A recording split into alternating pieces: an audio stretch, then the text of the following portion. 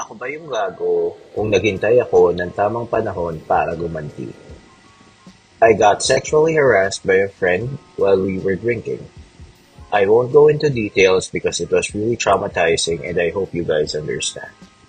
He sent me an apology message the next day telling me that what he did was wrong and di niya deserve mapatawad.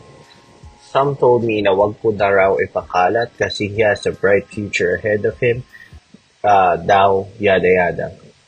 What they don't know is wala sa plans ko magpatawad and naghihintay lang ako ng tamang oras para masira pangalan niya sa lahat ng kakilala niya. Ako ba yung gago? Um, the question here is, ano ba ang plano? Ah, are you waiting for a time na talagang when you tell everyone what happened is yung masisira talaga siya? Bakit hindi mo nasabihin ngayon? Bakit hindi mo na sabihin sa mga tao ngayon na this is what happened to you? The only reason na tinatanong ko yan is um, galit, sama ng loob is something na ang hirap i-keep kasi mabigat yan.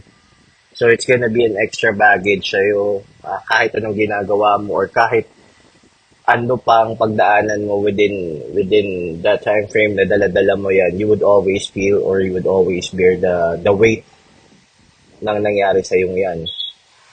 So, if it's something na you could let go, sana ma-let go mo na. Ang hirap, and I'm telling just from experience, sobrang hirap na may dinadala ka lalo na pagsama ng loob. Kaya nga sinasabi na the best way to be free is to forgive. Kasi pag nag-forgive ka, you would be free from all the burden, yung stress na dala mo or yung bigat na dala mo, magiging free ka pag nag-forgive ka. So for me, I don't know or hindi ko alam kung ano plano mo ba't di mo pa sinasabi ngayon. Pero if you wanna get revenge, uh, and then gusto mo lang yung sobrang bigat para sa kanya when you dish it out, just make sure na pagdating sa sarili mo, it doesn't corrupt you or hindi na masisira yung sarili mo dahil sa plano mong yan. Because if that's the case, mas magandang pakawalan mo na ngayon.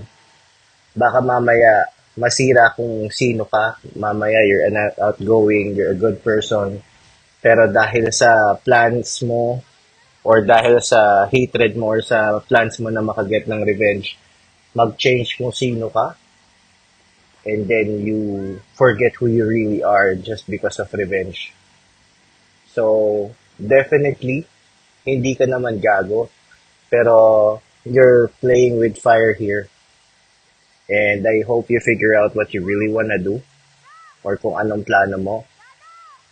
Kasi this is not something, or hatred is not something that you keep, and revenge is not something that you look forward to. So, kung di mo sasabihin, learn to forgive.